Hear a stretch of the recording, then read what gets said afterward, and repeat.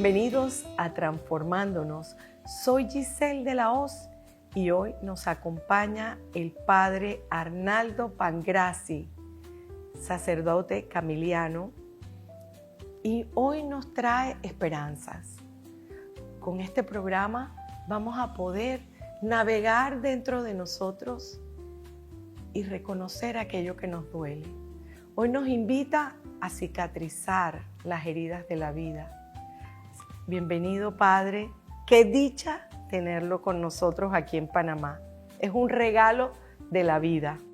Gracias, un placer estar aquí con vosotros, saludar a todos los oyentes, los que nos siguen, también felicitar la Fundación por la obra de transformación cultural que están realizando, sobre todo alrededor del tema de las pérdidas, del duelo, cómo ir sanándose después del dolor y transformándolo en una oportunidad de crecimiento humano espiritual. He visto las colaboradoras, el equipo, los libros que utilizan, las iniciativas de formación que siguen promoviendo, que es todo un agente de transformación cultural muy importante que quiero afirmar y reconocer. Gracias, Padre, y recibimos ese reconocimiento, sobre todo venir de alguien como usted, que tiene una trayectoria de toda la vida trabajando, acompañando a ese paciente, a ese enfermo, acompañando en el duelo. Sí, prácticamente desde que yo me ordiné, hace 50 años, 51 este año, estaba en los Estados Unidos, en la ciudad de Milwaukee, St. Joseph Hospital. Decidí, como era capellán en un hospital con distintas especialidades, diálisis, cardiología, de enfocar mi atención sobre los que yo consideraba pacientes un poco más críticos. Entonces he privilegiado desde el comienzo los enfermos oncológicos, los cuidados intensivos y el hospice al final de la vida. Entonces, eso fue hace 51 años, sigo haciendo esto ahora cerca de Madrid, a 25 kilómetros, en una planta de cuidados paliativos de 33 camas. Entonces, cuando empecé, yo fui descubriendo cada día que había situaciones que había que intervenir de manera distinta. Por ejemplo, estaba en una habitación con un hombre de 67 años que se quejaba que ahora se había enfermado después de 2 años de jubilación, que tenía el derecho de vivir tranquilo. Y digo, este hombre tiene la suerte de nunca haber ingresado en hospital. Es la primera vez a 67 años y protesta. A la otra habitación había un joven de 23 años que tenía leucemia, también grave, avanzada, que expresaba gratitud. Decía gracias, que había vivido 23 años, que deseaba casarse, pero no estaba seguro, que había que apreciar lo que había vivido y tenido. Entonces digo, aquí hay la barrera de una pared. Si este de 67 años ve al otro, va a cambiar enseguida. No hay que hacer prédica, hacer terapias, hay que lo vea, que lo siente, que se dé cuenta. Entonces propuso la jefa enfermera, ¿no podríamos realizar un encuentro una vez por la semana después de la cena? Los que desean, sean enfermos que familiares, yo me encargo de organizarla. Sería como 45 minutos, es una idea interesante. Bueno, ponemos cerca del ascensor, 3 días antes, un aviso que haremos un momento de reflexión espiritual.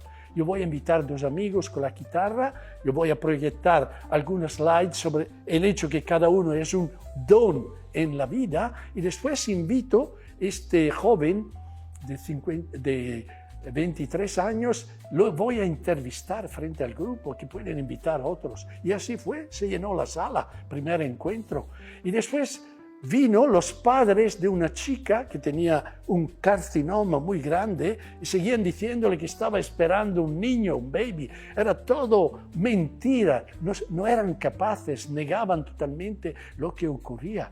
Vinieron ellos, la hija no le dijeron nada, y ellos se quedaron impactados por el testimonio de este joven. Y al final de este momento dijeron, padre, podríamos ir a hablar con él, sí, os voy a acompañar. Entonces el joven fue el terapeuta, el psicólogo, el inspirador, el sanador por esta pareja, que después con ellos yo fui a rezar y a afrontar la verdad de lo que estaba ocurriendo. Así que empezamos así. Después una mujer judía que le había gustado estos momentos, que estaba haciendo quimioterapia, dijo, a mí me gustaría continuar estos grupos, no se puede continuar, puede volver, no. Pero si tú encuentras una iglesia, o un templo, o una mezquita o algo alrededor del hospital, yo me encargo de organizar. Entonces él ya volvió, después de 10 días, había una iglesia luterana cerca del hospital, habían permitido el ministro que se realizara 2 veces al mes. Empezamos a hacer grupos de apoyo para enfermos de cáncer, que después de unos meses se transformaron en 3 grupos de apoyo, al sur de Milwaukee, al este, con colaboradores del grupo. Y después empezamos un grupo para viudos, para viudas, y después algunos murieron, entonces después otro grupo para padres que habían perdido hijos, y después poco a poco, a lo largo del tiempo, con los familiares de los suicidados. Yo he visto que unir las personas heridas es la mejor terapia. Se liberan, se descargan. Ahí en el grupo se habla el mismo idioma, todos tienen dolores, aunque distintos, pero hablan de la misma experiencia de pérdida y no absolutizan el dolor, porque hay otras personas tal vez con heridas más grandes de ellas. Entonces se realiza una terapia de sanación, de esperanza, que poco a poco le va habilitando a transformarse a ellos mismos, a personas que son terapeutas, sanadores heridos, para los nuevos que empiezan el camino. Así que tenemos varias formas de ayudar. Puede ser una terapia personal, como lo hacen los psicólogos, los counselors, pero hay una terapia de grupo en la cual yo creo firmemente hay que multiplicarla. Así se está organizando también varias personas en Ucrania. Yo fui a Ucrania durante 10 años y en el 2015-2016, que ya habían invadido Crimea, los rusos me invitaron para que les ayudara. Había ya más de 1.400 muertos por ambos lados. Entonces me pidieron ayuda. Vinieron 21 psicólogos, 16 de la parte hacia Europa y otros 5 de la parte del otro lado. Y entonces utilizamos una metodología para que empezaran a crear grupos de familiares, de personas que habían muerto en la guerra, así que se podrían ayudar mutuamente. Así que veo que esta metodología va a ser muy importante, sobre todo en cualquier parroquia, contextos humanos, en las fundaciones, tal vez en las bibliotecas se reúnen, donde hay un animador, que puede ser un psicólogo, una persona herida que haya sanado suficientemente su dolor para ser un facilitador en el proceso del crecimiento humano y espiritual de los participantes. Definitivamente, Padre, que lo que podemos concluir con todo lo que nos acaba de decir es que el sufrimiento hace parte de nuestra vida, es inherente a nuestra naturaleza humana, esa fragilidad que tenemos como seres humanos y que la dificultad y el sufrimiento lo vivimos. Y me trae esta frase que usted acaba de decir, o escribe más bien en su libro: el sufrimiento no se puede remover o ignorar, ha de ser aceptado, escuchado, compartido y transformado. Esos grupos, ese sanador herido que va y lleva ese mensaje de esperanza, compartir el dolor. ¿Cómo de alguna manera, como seres humanos, negamos ese sufrimiento? ¿Qué nos pasa como seres humanos que creemos que la vida está llena de solamente ganancias, de éxitos, cuando el sufrimiento también nos lleva a eso que usted acaba de decir, compartirlo, transformarlo? Sí, sí. Eso es, al final, nacemos frágiles. Fragilidad es una palabra sagrada, mágica, profunda, transformadora. Hay que ir haciendo paz, reconociendo, asumiendo, elaborando que la fragilidad es lo que caracteriza al ser humano. Todo en la naturaleza, la belleza de las flores, las estaciones del año, todo nos recuerda que todo pasa. Como decían los griegos, pantarei. Entonces hay que ir asumiendo esta fragilidad, estos límites como parte del ser humano. No somos Dios, somos criaturas frágiles. El niño lo representa de la manera más grande. También el adulto mayor, los moribundos, la realidad de la muerte. Pero todo el resto de la vida son experiencias de fragilidad cognitiva, de fragilidad afectiva, de fragilidad social, de fragilidad espiritual. Todos tenemos crisis, tal vez fracasos, y tenemos que aprender a afrontarlos. De hecho, el crecimiento humano y espiritual no se funda sobre los éxitos. Eso nos hace orgullosos. El crecimiento, el verdadero crecimiento, surge a la sombra del sufrimiento. Pero ahí hay dos opciones éticas. Una opción constructiva, transformar el crecimiento, o puede ser una opción destructiva. Hay personas que a la sombra del dolor empiezan a beber o a asumir droga o a comer demasiado o a hacerse perezoso o a aislarse de los demás. Bueno, son todas opciones negativas que en lugar de sanar los corazones dolidos van empeorando la situación. Así que es importante que primero nos damos cuenta de asumir el principio. Primer principio de la vida es que no podemos vivir sin sufrir. Hay personas que no lo aceptan diciendo, bueno, nos hemos nacido para ser alegres, contentos. Sí, en la medida de lo posible hay que ir disfrutando, valorando, gozando de la vida.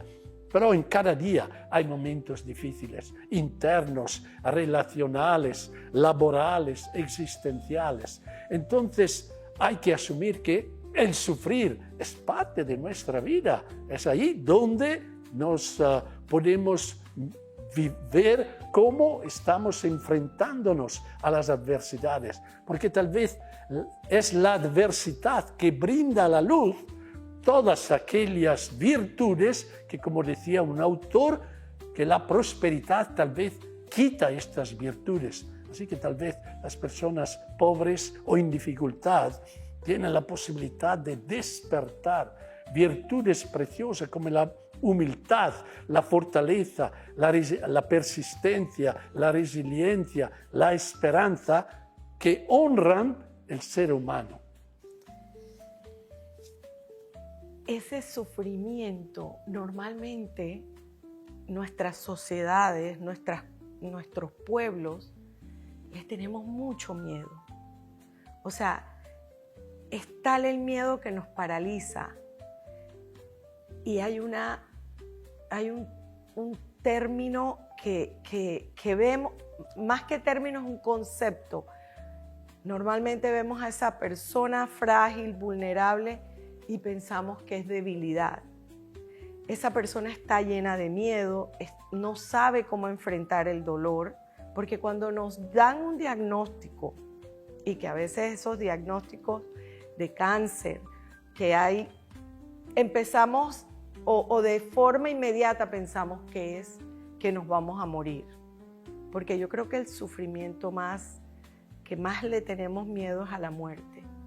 Entonces, esta frase que usted pone, que es tan reveladora, ¿de qué manera nosotros podemos no cambiar, pero reconocer que estamos teniendo miedo? Y usted dice, los miedos necesitan ser acogidos, comprendidos y acompañados, no juzgados o negados.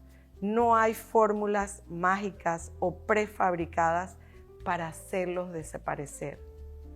Y es natural que tengamos miedo a morir, miedo a que nuestra familia le pase algo, que nos den un diagnóstico en el que, pues obviamente, nos sentimos vulnerables.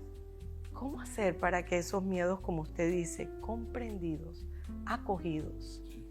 Bueno, lo que estamos haciendo es también una forma de cambio cultural, de transformación. Hablar de los temas que nos crean incomodidad, lo que son considerados tabú, cosas que no queremos tocar, porque nos gusta ser alegre, positivos, pensar que las cosas se van a hacer bien. No, no todo sale bien. La esperanza no es necesariamente que esto se va a solucionar. Tal vez la esperanza es aceptar también una tragedia, que cada tragedia podemos sacar un aprendizaje. Entonces, claro, tal vez la tendencia cultural es negar los miedos, el sufrimiento, ignorarlos, huir de ellos, pensando que así solucionamos. Nos estamos complicando la vida, no miramos en la cara las verdades de la vida. Entonces, el segundo principio importante para interiorizar, después que no podemos vivir sin sufrir, es que no podemos sufrir sin tener esperanza. Entonces, el miedo es también un elemento de esperanza. Si tenemos miedo, somos vivos.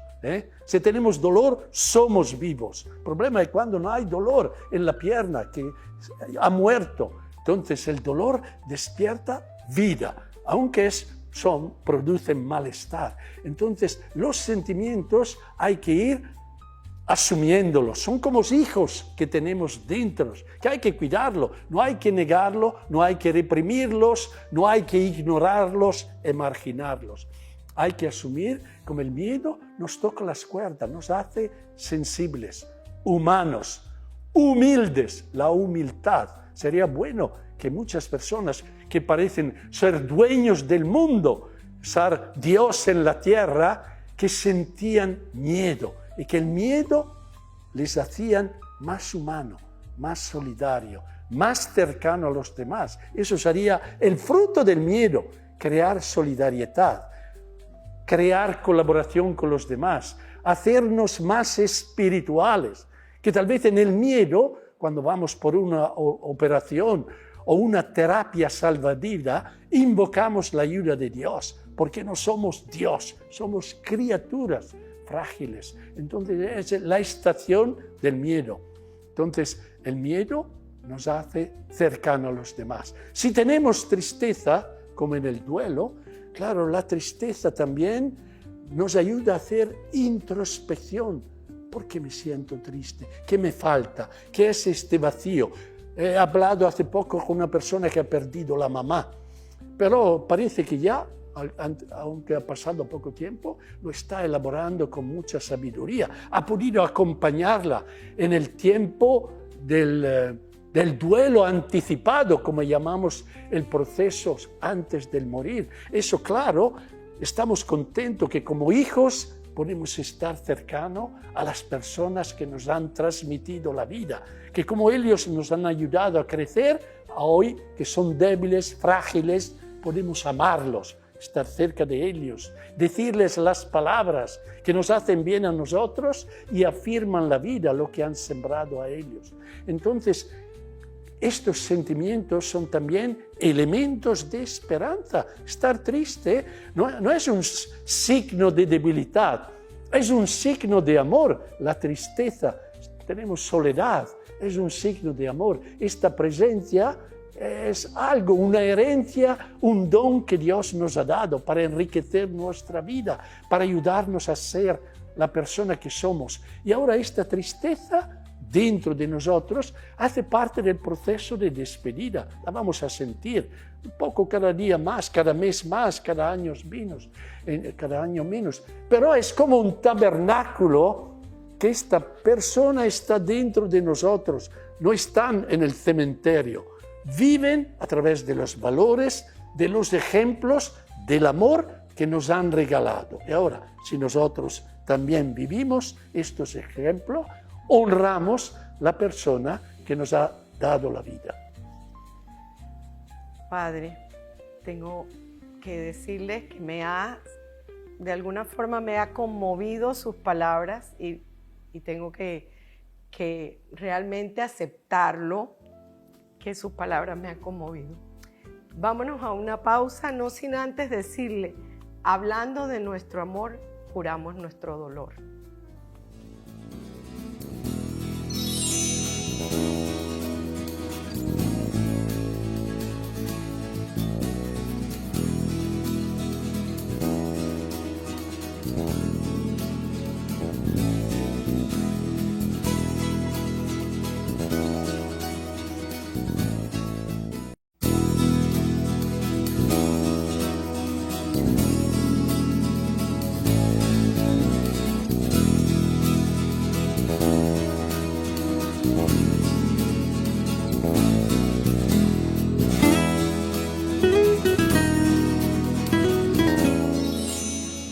Estamos de regreso con el Padre Arnaldo Pangrassi con el tema La esperanza en el acompañamiento. Y nos quedamos con esta frase, Padre, en el primer bloque, hablando de nuestro amor, curamos nuestro dolor. ¿Qué significa esa frase, Padre? Bueno, la he puesto como título de un libro que es Alivio mi dolor hablando de mi amor, porque esa es palabra mágica o terapia básica que liberamos todos los sentimientos, emociones, pensamientos que tenemos dentro, haciendo referencia al apego fundamental que nos produce este dolor de la despedida. Entonces, hablo de mi amor, pero muchas personas piensan, no voy a hablar de su hijo que va a llorar, o no voy a hablar de su marido porque esta persona después se va a quedar triste. Entonces cambio tema, mira qué buen día. Tal vez la persona necesita decirle qué recuerdos tengo de tu hijo, cuál fue la última vez que lo encontré. Entonces vamos aliviando este dolor que siento dentro, narrándote su historia, hablando de sus capacidades, dones, cualidades, manera de ser en el mundo. Entonces, esto es un núcleo de esperanza que muchas personas no hacen lo que sería necesario hacer.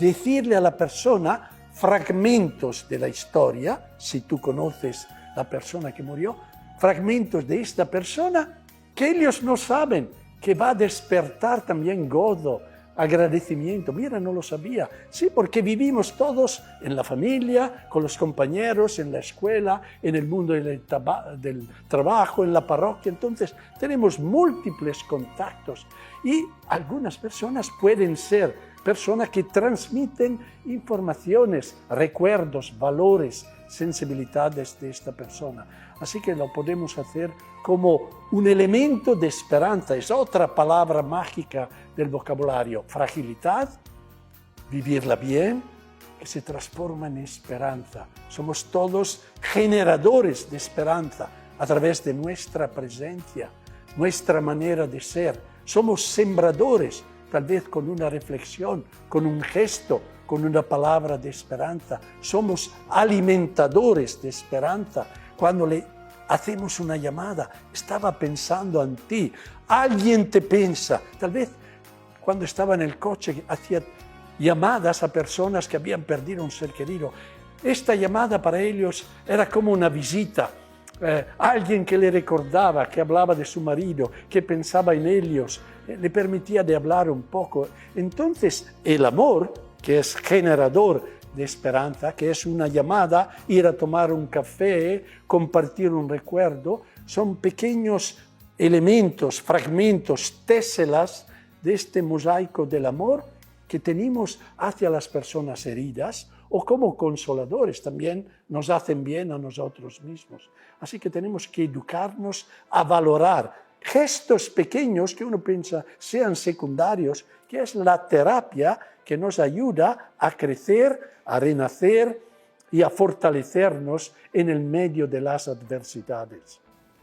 Y esos generadores de esperanza, que puede ser ese amigo, ese familiar, pero también esa persona, ese profesional, ese voluntario, ese que está en la pastoral de la salud, que nos invita a mirar hacia adentro, que nos lleva esa voz de esperanza, esa, diríamos como relación de ayuda que es tan importante para nuestra comunidad, porque como lo decía hace un ratito, nosotros tenemos una fortaleza en Panamá.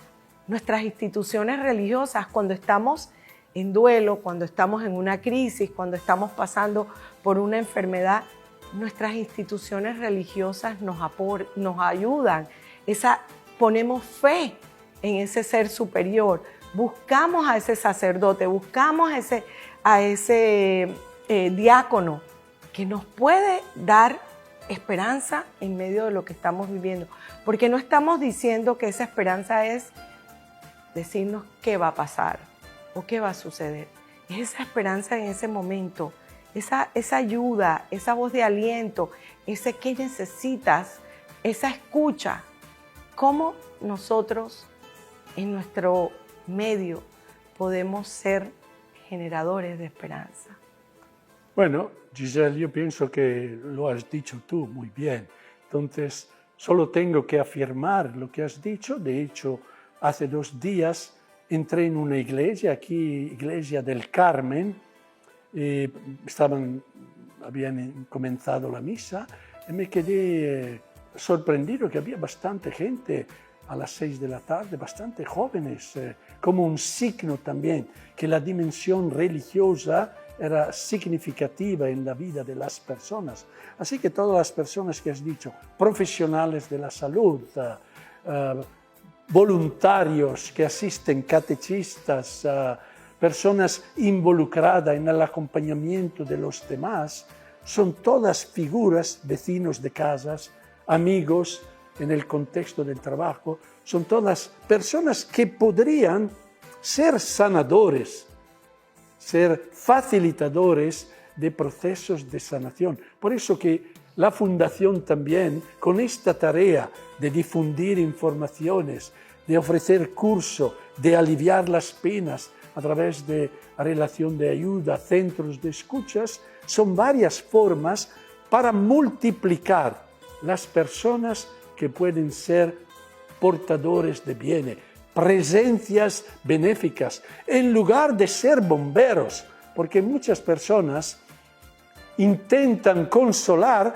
dando recetas. No te sientas así, no digas esto, no te sientas triste, no llores. Están obstaculizando los procesos de sanación. Entonces hay que ir educando a esta persona a cambiar actitudes, creencias, que esto no es lo que la persona, o decirle, mira qué día de sol, si ellos están viviendo el Viernes Santo. El amor, la cercanía, empatía, es saber estar en el Viernes Santo. Que esta persona en este momento está deprimida, diciéndole que fuera está el sol, que salga fuera, que hace... No la va a ayudar, tiene que escuchar un poco su tristeza, lo que le infunde soledad, dejarla un poco hablar, o si no quiere palabra, estar ahí compartiendo la escucha de una música, o estar en silencio. También la presencia silenciosa puede ser sanadora. Tenemos que adaptarnos a la situación de la otra persona, porque si es un niño, hay que jugar con ellos, están pintando, han perdido el padre o la madre, pero su manera de expresar el duelo es distinta de los adultos, o un joven también puede tener otras metodologías. También el material que habéis preparado, he visto que tiene una formación en ese sentido. Habría que hablar de las pérdidas, de la muerte, del duelo en la familia, sobre todo en la escuela. Así que la persona crezca con esta conciencia que no le hace perder la vida, le hace vivir la vida más profundamente, porque tienen ahora la conciencia que no todo es para siempre, que hay que ir apreciando que la abuela que aman tanto puede morirse como ha muerto el perro, como mueren las hojas del otoño que van colorándose, poco a poco muriendo. Entonces hay que ir educándonos a asumir las verdades de la vida y a transmitirlas a los niños, a los adolescentes. Esta cultura ha sido emarginada, no ha sido despertada, pero ahora hay un movimiento a través de asociaciones, personas heridas, que está cambiando poco a poco la cultura. Nos agradecemos este esfuerzo. Yo también, cuando volví a Italia, desde los Estados Unidos, había propuesto 4 o 5 temas, poniendo afiches en las iglesias, cercana ahí al centro de Roma, poniendo la palabra luto. En algunos tenían malestar, han quitado los afiches. Claro, es un movimiento en el tiempo, los años 80, al final, que ya había esta cultura que negaba, no quería. Ahora se habla más del duelo, de las pérdidas, de la muerte, pero hay que ir creciendo en esta cultura, que lo hacemos naturalmente. Mueren los animales, las personas queridas. La conciencia de la muerte nos hace más vivos, porque sabemos que todo puede terminar. Entonces yo también he tenido 3 o 4 contactos cercanos con la muerte, pues estoy aquí vivo, pero todo se puede acabar. Hay que ir interiorizando también la verdad, que todo es provisorio, nada es para siempre, que todo es un don antes que un derecho, que todo es mortal hasta que eterno. Entonces uno va interiorizando la idea que la única certidumbre en la vida es la incertidumbre. Vivimos con una actitud de apertura, de sorpresa, que cada problema se puede transformar en oportunidad. Muy profundas sus palabras, Padre, y que nos llevan a la reflexión definitivamente, porque aun cuando, en mi caso que estoy aquí, he vivido experiencias dolorosas, seguimos viviendo otras experiencias que nos enfrentan a la pérdida, que nos enfrentan al dolor, y seguimos revisando, seguimos sintiendo la tristeza, seguimos estando vivos. Y esa parte, muchas veces, cuando somos profesionales, que acompañamos en el sufrimiento, que ayudamos a cicatrizar la herida, de alguna manera vamos perdiendo ese contacto con esas experiencias de fragilidad y de vulnerabilidad. Y ayer, cuando usted presentaba a todos estos profesionales de la salud, a todos estos personas que trabajan con el dolor, nos llevaba a esa reflexión. ¿Quién soy yo al frente? Yo soy un sanador herido que acompaña a esa persona que está en duelo o esa persona que está en crisis. ¿Cómo podemos entrar en conciencia nosotros los profesionales de que nos tenemos que cuidar, de que tenemos que estar conscientes de que también vivimos pérdidas y que no porque trabajamos en este mundo de apoyar al que sufre, nosotros estamos exentos? Y de hecho hay muchos profesionales que literalmente ponen a un lado y yo no trabajo esto, pero es que tú como profesional de la salud o profesional de otras disciplinas también vives pérdidas. Entonces perdemos lo que usted lo acaba de mencionar, perdemos contacto de que también somos frágiles, no somos omnipotentes, y lo vemos más comúnmente en los médicos, lo vemos común en esos profesionales que no les enseñan en la universidad a que podemos curar, pero no nos podemos olvidar de que no somos gladiadores, no nos podemos encarnizar en esa persona que está al frente de nosotros, que está enferma. En todas las facultades médicas, la escuela de enfermería, la escuela de teología, habría que introducir un curso Humanizarnos para Humanidad. Entonces, primero hay que hacer la tarea dentro, hacer este baño que requiere humildad, apertura, sabiduría. Entonces, ser humano, el misterio de la encarnación de Jesús. Eso, si hacemos este baño, y lo tenemos que hacer cada día, encontrando a los enfermos, a los que sufren. También somos impotentes. Uno puede tener muchas competencias médicas, psicológicas, pero al final nos quedamos humanos. Si ocurre algo en tu familia, lo ves muy directamente, cuánto eres frágil, cuánto eres impotente, que no puedes cambiar situaciones que han ocurrido. Así que esto también acercarnos a las emociones, a este momento de fragilidad. Por ejemplo, yo vengo de las Dolomitas, montañas, me gusta salir a la montaña, pero cuando era joven, 17 años, fui a nadar, no tengo habilidades.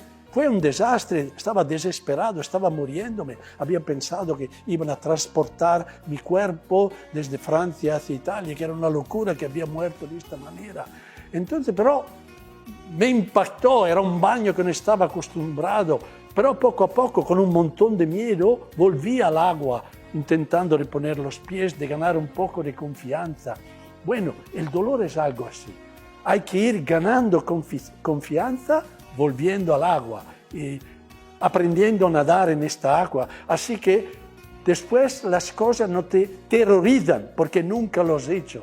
Entonces tienes que seguir haciéndolo, así que aprendes a vivir, vamos a decir, con el peligro que se transforma en oportunidad, con el miedo que se transforma en ser cercano, solidario, humano hacia los demás. Entonces es un proceso de seguir nadando, seguir aprendiendo, seguir creciendo. Gracias, Padre, por sus palabras. Yo creo que hemos aprendido muchísimo de su sabiduría, de sus conocimientos, de sus experiencias y esperamos tenerlo nuevamente en Transformándonos. No sin antes leerles esta frase de Arnaldo Pangrassi. Hay que acercarse al dolor siempre con humildad de puntillas. Porque no somos los protagonistas, solo somos personas que aprenden de los enfermos, que son nuestros formadores. La clave está en la escucha. Nuevamente, gracias, Padre, y gracias a ustedes por estar aquí hoy con nosotros en Transformándonos. Soy Giselle de la Hoz.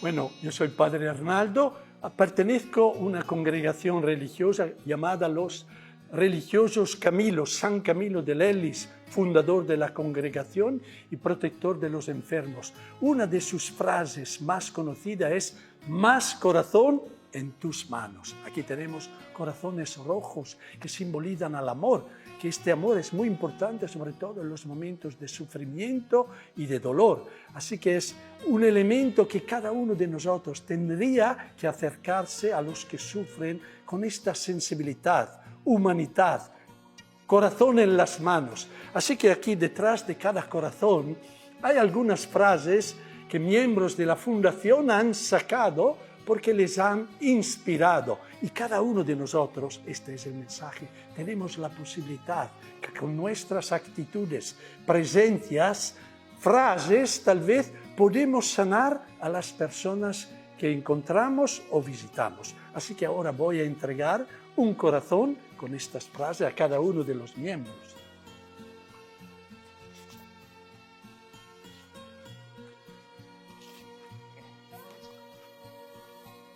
Bueno, invitando a cada uno de nosotros de ser con nuestra presencia, nuestras actitudes, generadores de esperanza, sembradores de bondad.